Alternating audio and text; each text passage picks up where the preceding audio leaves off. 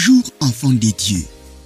Il est écrit, sans la foi, il est impossible d'être agréable à Dieu. Mais combien des enfants des dieux accordent du poids à cette vérité fondamentale?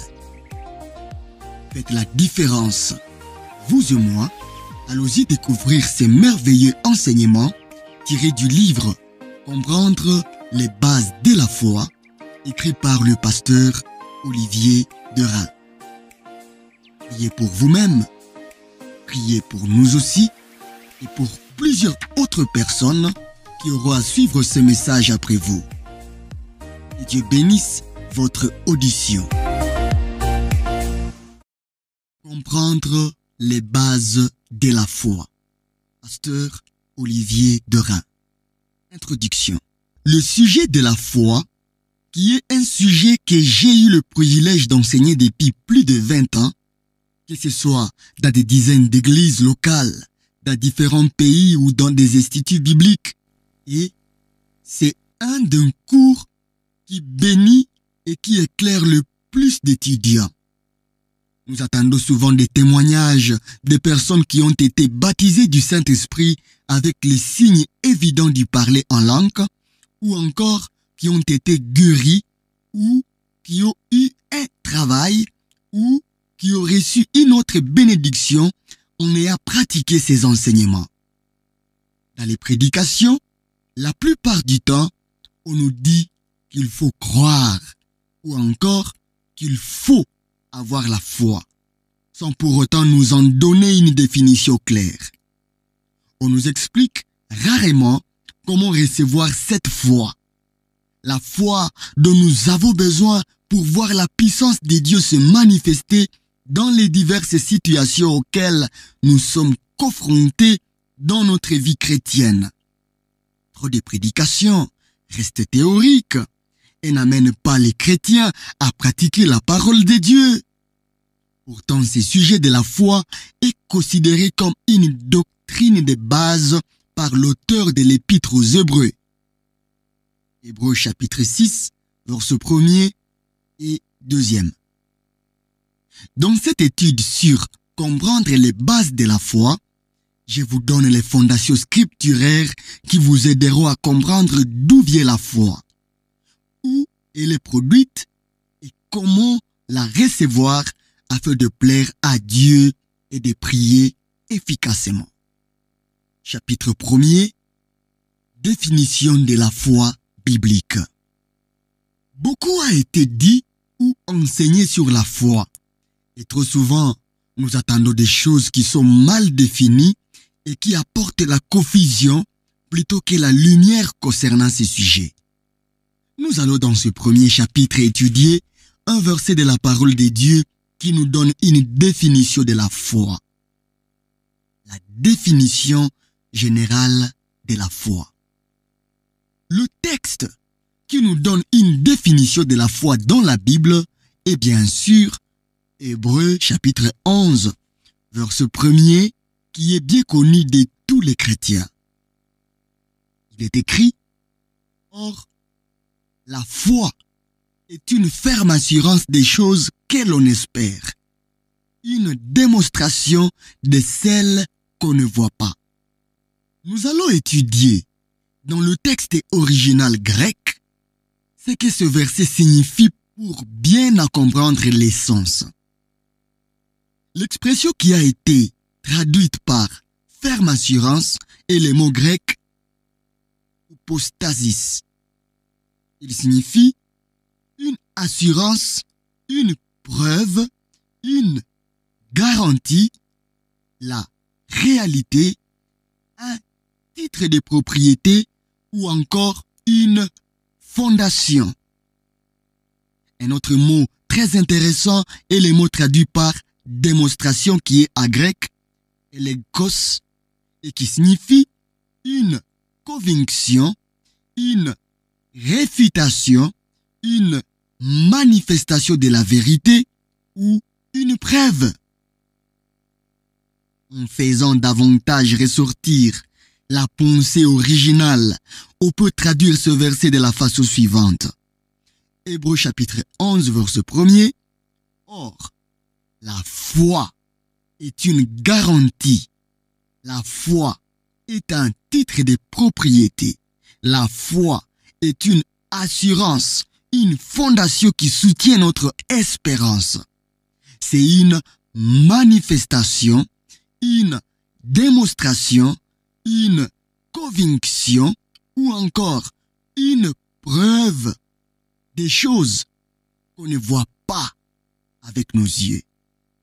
En résumé, si nous comprenons bien cette définition, nous pouvons remarquer que, primo, la foi est un titre de propriété, c'est-à-dire que quelque chose m'appartient. Si j'ai le titre de propriété d'une maison, cela prouve qu'elle m'appartient. La foi va donc s'approprier quelque chose qui nous appartient déjà. Secondo, dans la deuxième partie du verset, il est parlé d'une conviction des choses que l'on ne voit pas. Voir fait partie de nos 5 sens et la foi s'oppose aux choses que nous percevons avec nos yeux, à ce que nous voyons. En d'autres termes, il va y avoir une guerre entre ce que nous croyons et ce que nous voyons, ou plus généralement des informations que nous recevons de l'homme extérieur, c'est-à-dire de notre corps. C'est aussi ce que l'on appelle les circonstances, c'est-à-dire tout ce qui va s'opposer à la parole de Dieu dans notre vie. Nous verrons aussi que la conviction est produite dans notre cœur, c'est-à-dire dans notre esprit, et non pas dans notre intellect ou notre tête. En fait, la foi est une conviction dans notre esprit, dans notre cœur, que ce que Dieu nous a promis est certain. L'exercice de notre foi va concerner les finances, ou une guérison, ou le baptême du Saint-Esprit accompagné de l'évidence du parler en langue, ou toute autre bénédiction promise dans la parole de Dieu à nous qui sommes nés de nouveau. Tout ce que nous voyons peut aller à l'encontre de ce que nous croyons. Même crier très fort dans notre tête que cela n'est pas vrai. Mais quand nous avons la foi pour quelque chose que Dieu nous a promis, nous savons que c'est la réalité promise par Dieu. Par exemple, si vous êtes malade et que vos symptômes sont encore là, si vous êtes dans la foi, vous savez que vous êtes guéri. Vous êtes vraiment guéri après avoir prié. Même si vos symptômes essayent de persister contre ce que déclare la parole de Dieu, votre foi dira alors, je suis guéri. Mais votre corps dira, j'ai encore mes symptômes, donc je ne suis pas guéri. La vraie foi va contredire vos circonstances. Dans les cas de la maladie, ce sont vos symptômes que votre foi va contredire. Vous pouvez ne pas avoir d'argent dans votre poche et savoir à l'intérieur de vous, dans votre être intérieur, votre esprit, que Dieu est celui qui pourvoit à vos besoins. Philippiens chapitre 4, le verset 19. Dans des moments difficiles, et donc ne pas vous inquiéter comme si vous aviez cet argent qui vous est nécessaire dans votre main. Je vais vous donner une autre définition de la foi que j'aime beaucoup. La foi, c'est ma main invisible qui prend dans le monde spirituel ce que Dieu m'a déjà donné en Jésus et qui l'amène à la réalité dans ma vie ou dans la vie des autres. Nous avons une main, même deux, dans les naturels, et cette main nous sert à prendre, à saisir des choses dans le monde matériel. Nous avons une main aussi qui nous permet de prendre les bénédictions dans le monde spirituel. C'est notre foi. J'espère que cette dernière définition vous aide. Méditez dessus. Le jour où j'ai compris cela, j'ai vraiment compris ce qu'était la foi. Alors qu'avant, pour moi, tout ceci était très vague. Nous allons consacrer un chapitre à l'espérance dans ces livres. Car c'est un sujet important que nous devons comprendre. Sachez simplement que l'espérance, c'est tout simplement une promesse que vous avez de la part de Dieu qui peut être dans sa parole écrite ou une parole que vous avez reçue de lui par rapport à une situation donnée. L'espérance vous montre ce qui est à vous. Mais comme nous le verrons, l'espérance n'est pas la foi et elle n'amène rien à la réalité. L'espérance vous informe qu'une chose est à vous. Mais l'espérance ne prend pas cette chose et ne l'amène pas à la réalité. Mais nous allons en premier lieu continuer avec un certain nombre de généralités. Vous voyez l'enseignement de la parole de Dieu, c'est comme un champ qui n'a jamais été cultivé. Je ne sais pas si vous avez déjà essayé de s'aimer dans un tel champ. Mais je doute fort que vous ayez eu une bonne récolte. Non, la première chose que vous faites, c'est d'enlever les grosses pierres. Ensuite, vous débroussaillez, puis vous retournez la terre et en fait, vous sémez. Sinon, vous faites un travail inutile. Il y a beaucoup de préjugés concernant la foi et nous devons en premier lieu enlever certaines grosses pierres qui sont des choses que beaucoup de chrétiens pensent par rapport au sujet de la foi. Un de ces préjugés, c'est prier pour que Dieu nous donne la foi, alors que la parole de Dieu nous montre que c'est Dieu nous demande d'avoir la foi pour lui plaire.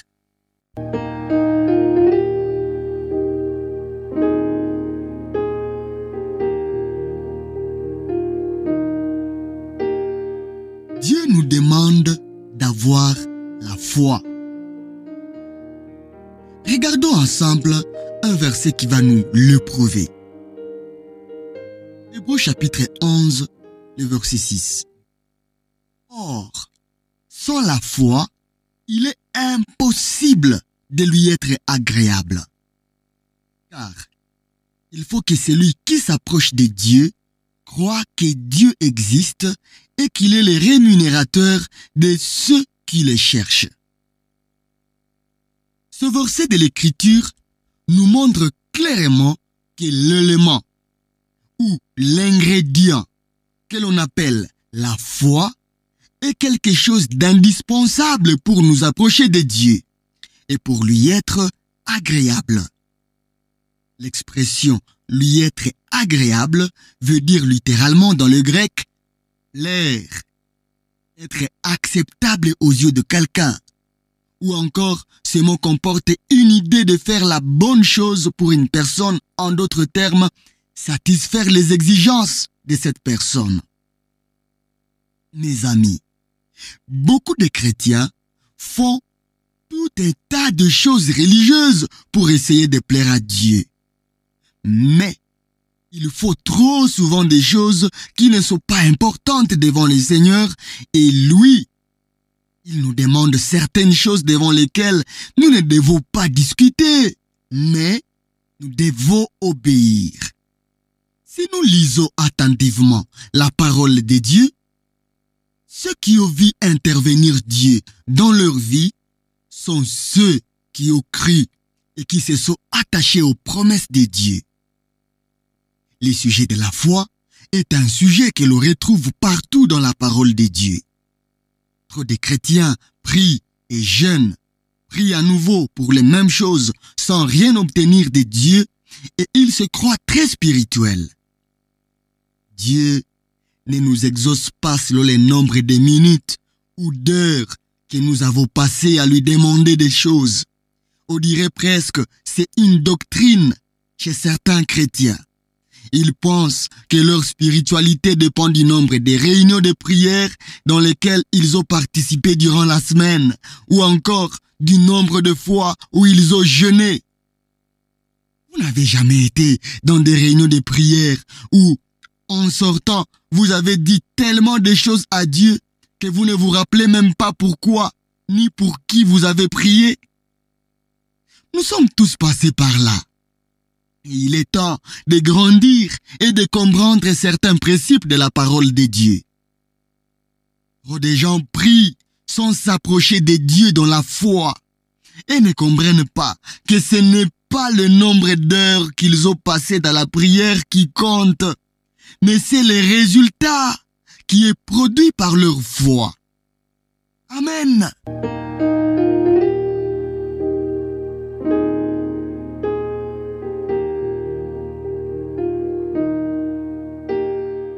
Une prière qui ne sera jamais exaucée. Je vais peut-être bouleverser votre théologie.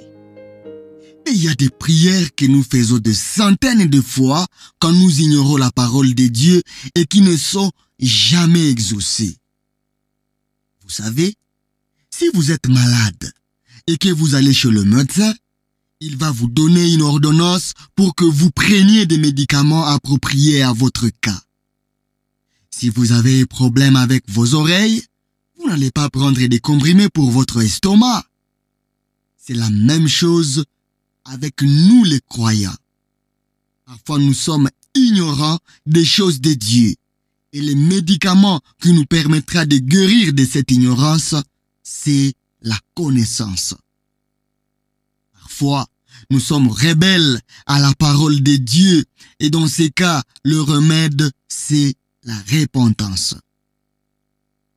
Je me souviens lorsque j'étais un bébé spirituel, souvent je priais de la manière suivante. Seigneur, donne-moi la foi. Nous avons tous fait cette prière et elle ne marchait pas. Je suis toujours étonné de voir autant de chrétiens s'acharner sur des choses qui ne sont pas bibliques. C'est comme si vous preniez un ordinateur et que vous essayez de taper sur le clavier un nom de programme ou de fichier et que l'ordinateur affiche le message suivant. Fichier ou programme introuvable. Vous recommencez et vous tapez le même nom. Impossible d'entrer dans les programmes.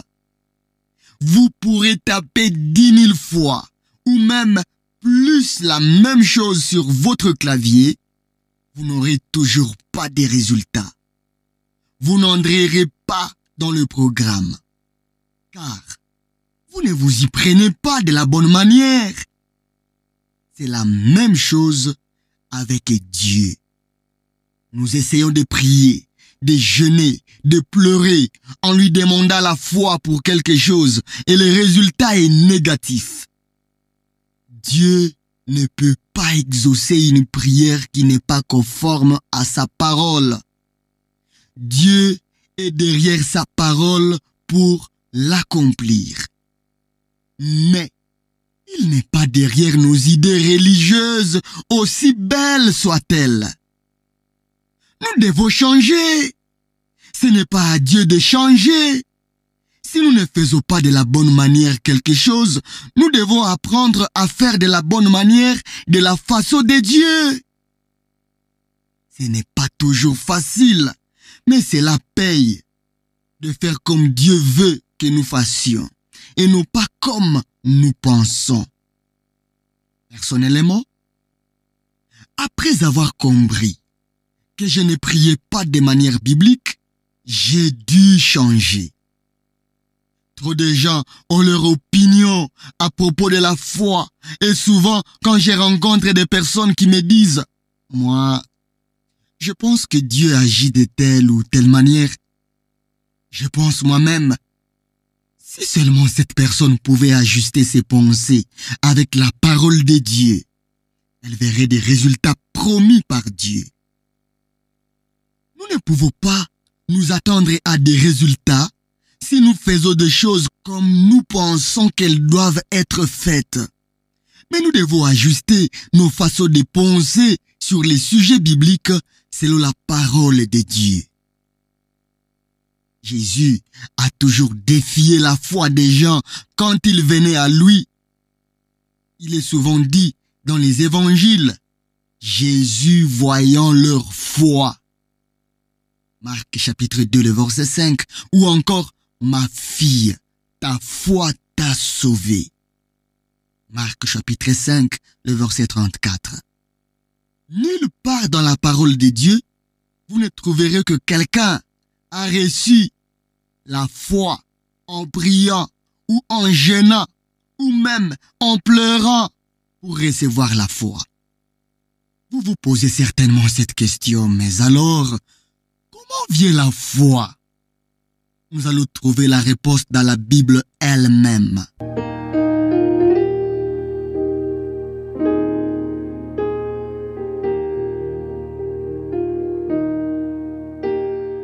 La foi vient de ce qu'on attend de la parole de Dieu. Romains chapitre 10, verset 17. Ainsi, la foi vient de ce qu'on attend. Et ce qu'on attend vient de la parole de Christ. C'est une vérité fondamentale. La foi ne vient pas des belles idées philosophiques des hommes ou d'une réflexion religieuse que quelqu'un peut avoir sur quelque chose ou même d'un témoignage. La foi ne vient pas non plus d'une expérience vécue par quelqu'un d'autre, mais elle vient de la parole de Dieu. Le jour où vous avez accepté Jésus-Christ comme sauveur personnel et que vous êtes né de nouveau, c'est le résultat de ce que vous avez attendu. Si vous avez ouvert votre cœur en écoutant la parole de Dieu, cela a produit la foi. Et vous avez donc cru à ce que disait la parole de Dieu concernant le message du salut. Mais vous avez en premier lieu entendu, puis vous avez cru.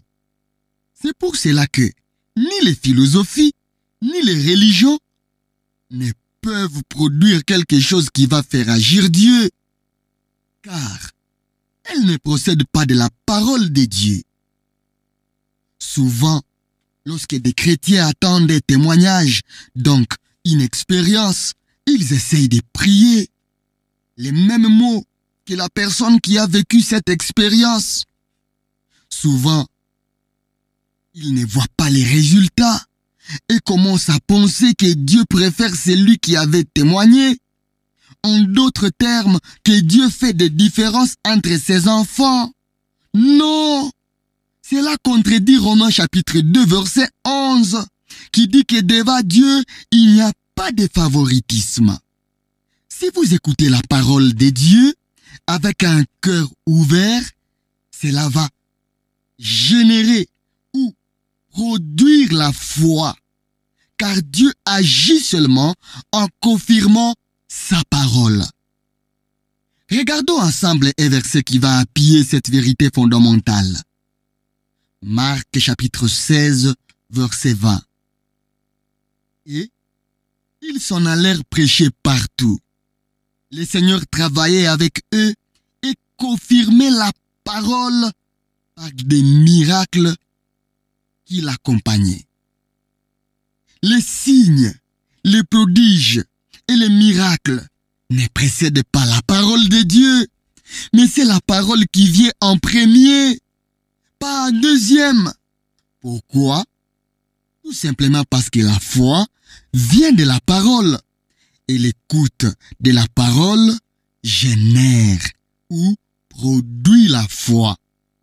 Et les signes, les prodiges et les miracles suivent. C'est une loi spirituelle. D'ailleurs, ce qui est intéressant, de remarquer, c'est que si nous prêchons Jésus le Sauveur, les gens vont être sauvés. Si nous prêchons sur le baptême du Saint-Esprit, accompagné du signe initial de parler en langue, les gens vont être baptisés du Saint-Esprit et parler en langue. Si nous prêchons la guérison, les gens vont être guéris. Si nous prêchons la prospérité, les gens vont comprendre les principes de la prospérité financière et ils vont recevoir les bénédictions de Dieu dans le domaine financier.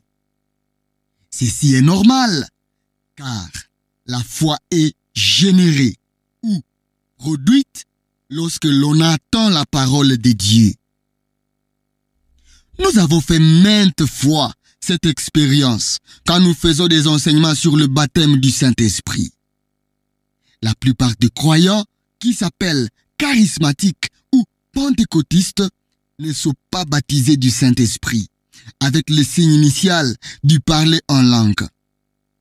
Si je suis invité une fois dans une église pour prêcher le dimanche matin et que je fais un seul enseignement sur le baptême du Saint-Esprit, seulement une partie de ceux qui s'avancent pour la prière le reçoivent et se mettent à parler en langue.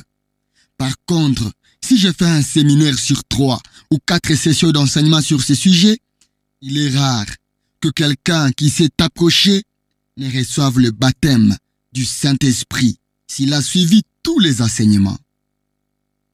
L'enseignement de la parole va générer la foi dans le cœur des auditeurs. S'ils ouvrent leur cœur et ils reçoivent très facilement et se mettent à parler en langue selon ce que l'Esprit leur donne de s'exprimer. Actes chapitre 2, le verset 4. Après avoir été soumis un certain temps à l'écoute de la vérité, ils comprennent, puis ils croient et en fait reçoivent leur bénédiction.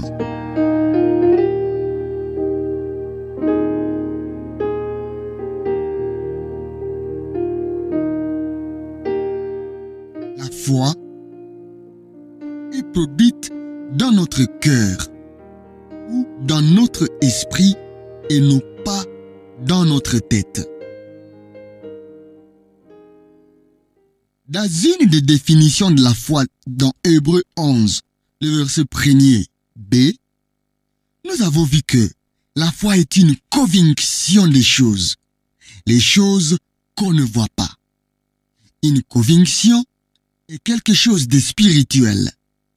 Ce n'est pas les produits de notre intellect. En effet, vous ne pouvez pas être convaincu de votre intellect, car votre intellect raisonne et tire des conclusions. Mais quand les circonstances s'opposent à vous, votre intellect prendra une autre direction, toujours celle qui contredit la parole de Dieu. Mais seulement dans votre esprit. Si vous étudiez la parole de Dieu, vous ne trouverez pas de versets qui nous disent que la foi est produite dans l'intellect d'une personne, mais toujours dans son cœur, c'est-à-dire dans son esprit. Regardons ensemble un autre verset de l'Écriture qui va nous éclairer sur cette vérité. Romains chapitre 10, le verset 9.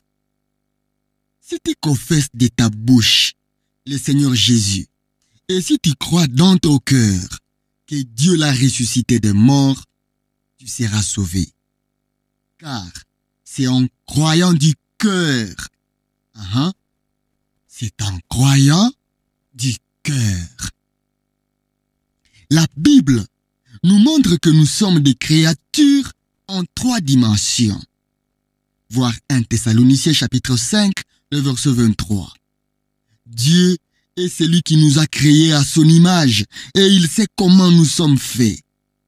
C'est pour cela qu'il nous a laissé sa parole pour nous instruire dans la bonne manière de faire les choses. La foi est produite dans notre esprit et une des raisons pour lesquelles nous devons apprendre à faire descendre la parole de Dieu dans notre esprit. Certaines personnes connaissent la parole de Dieu, mais elle reste trop souvent dans leur tête et elle ne descend pas dans leur esprit.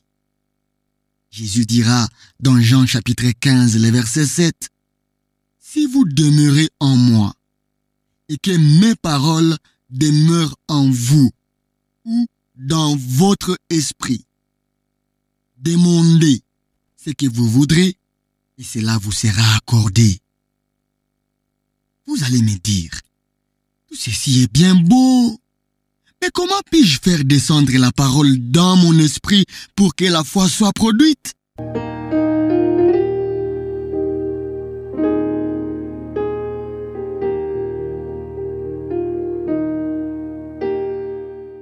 La méditation est la parole de Dieu.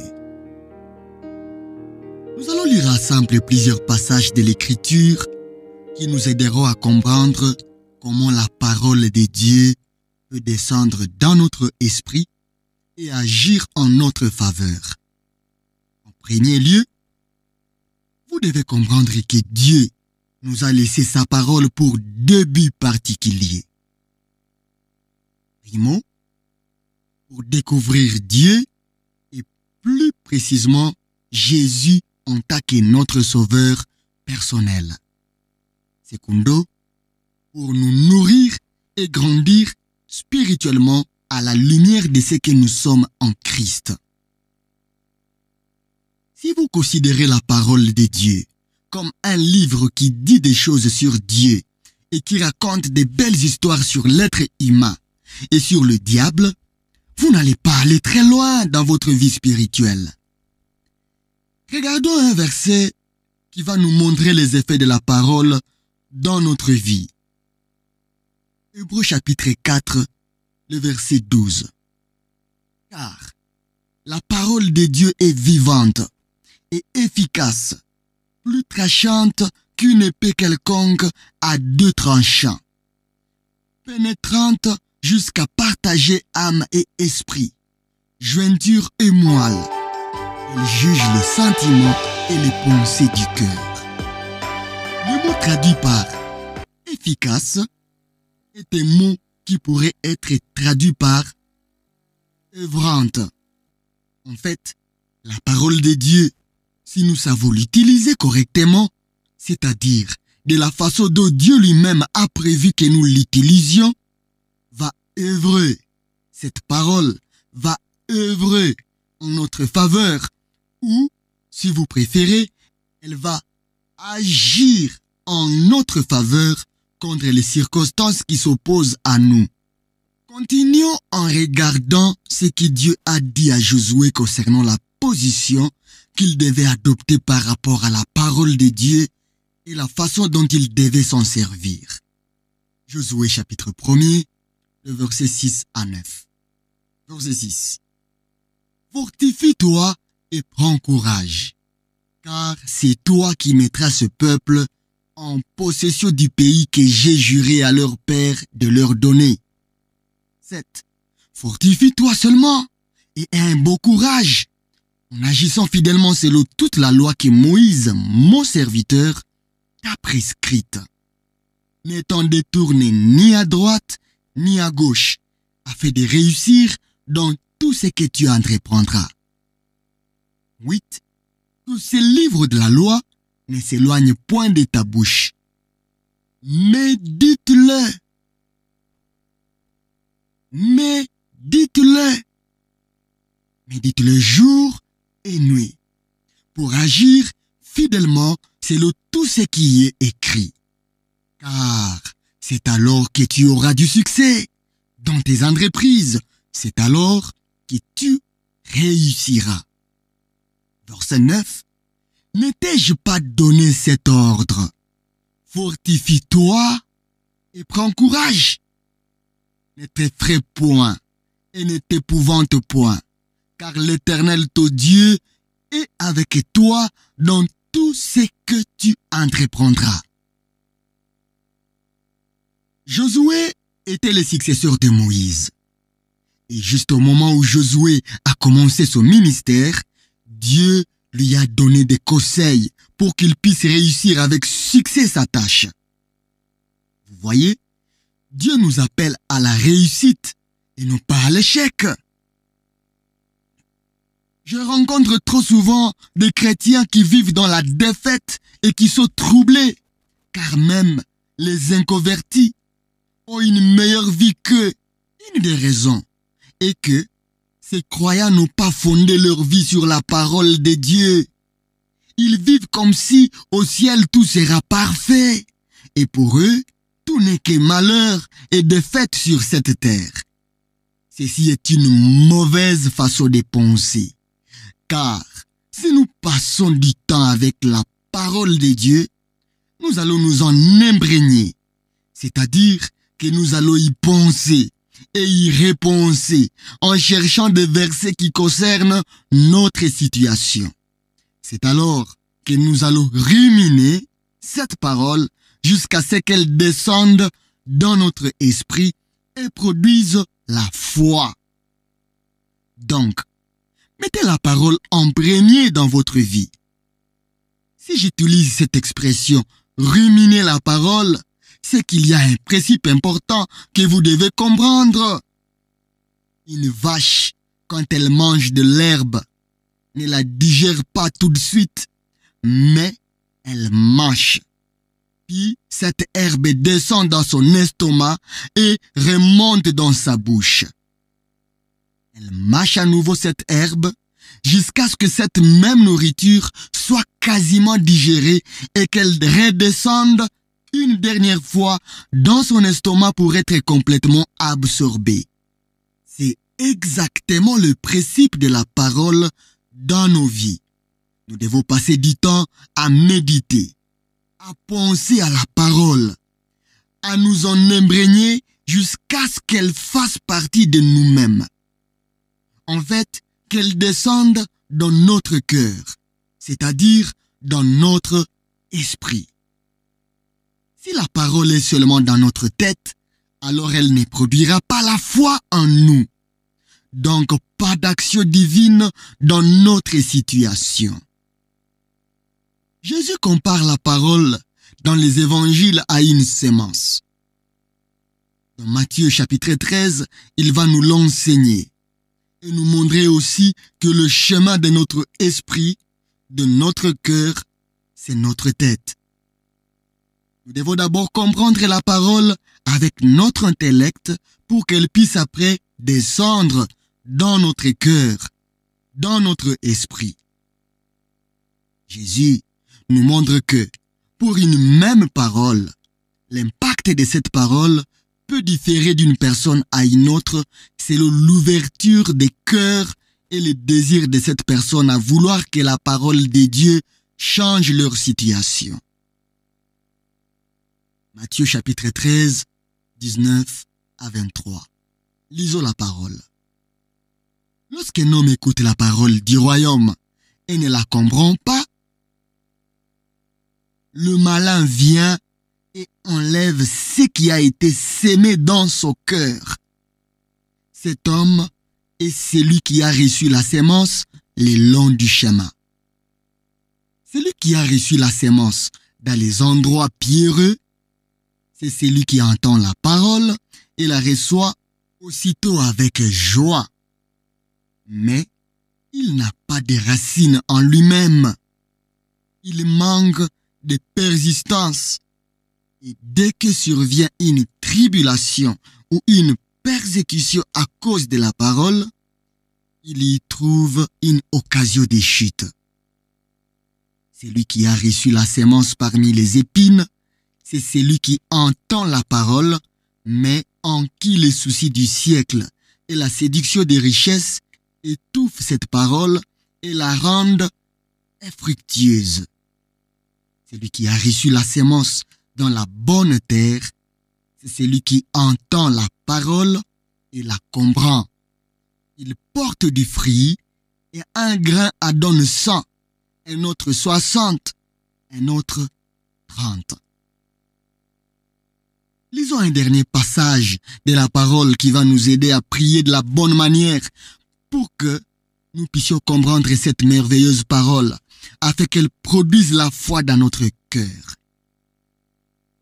Éphésiens chapitre 1er, le verset 16 à 18.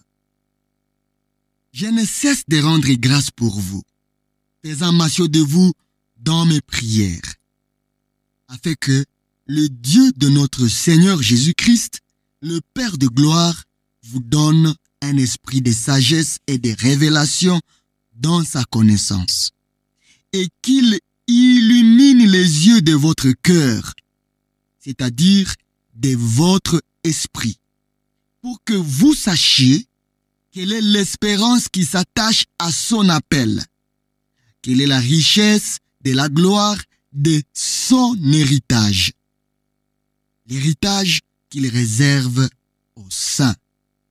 Paul nous donne une prière qu'il priait pour les Éphésiens et qui est un exemple de prière pour que nous puissions comprendre spirituellement les vérités divines quand nous lisons la parole de Dieu.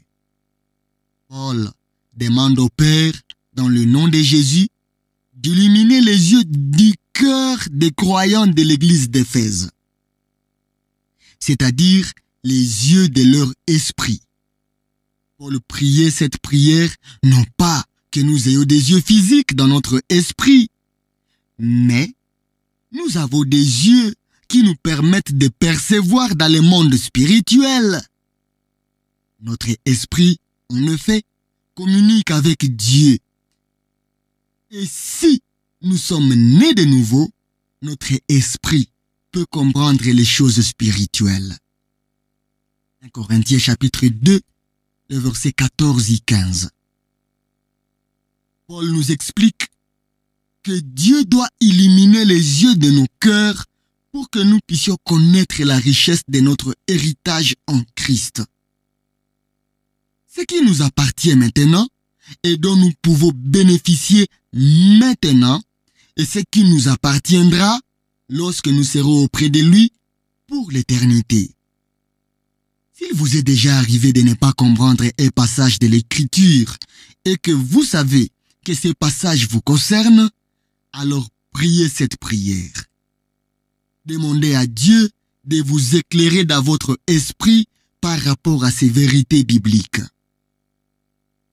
Maintenant, nous allons étudier ensemble les différents types de foi. Prenez rendez-vous dans la prochaine capsule.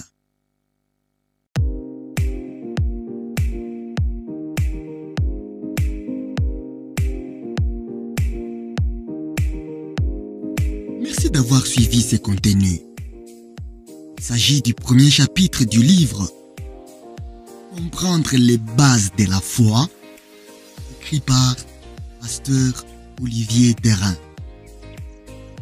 Nous sommes très convaincus que ce contenu va vous amener à être agréable à Dieu. Car il est écrit, sans la foi, il est impossible de lui être agréable. Elle est notre motivation de vous partager ces contenus afin de vous amener à être agréable à notre Père. Priez pour vous-même. Lorsque le Saint-Esprit vous a communiqué, priez aussi pour notre équipe et pour plusieurs autres personnes qui auront à suivre ce message après vous, afin que Dieu nous éclaire, nous fasse comprendre ces sujets combien capitaux dans la vie chrétienne et que nous puissions vivre les effets de la compréhension et de la mise en pratique de ce message. Nous espérons de tout cœur que ce message a été une grande bénédiction pour vous.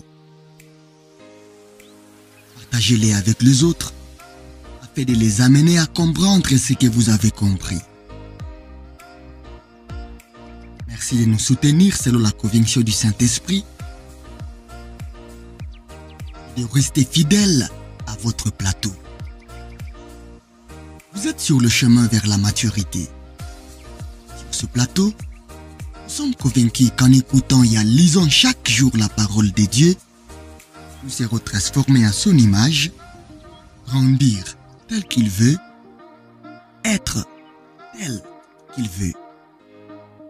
À très bientôt pour la suite de ce message.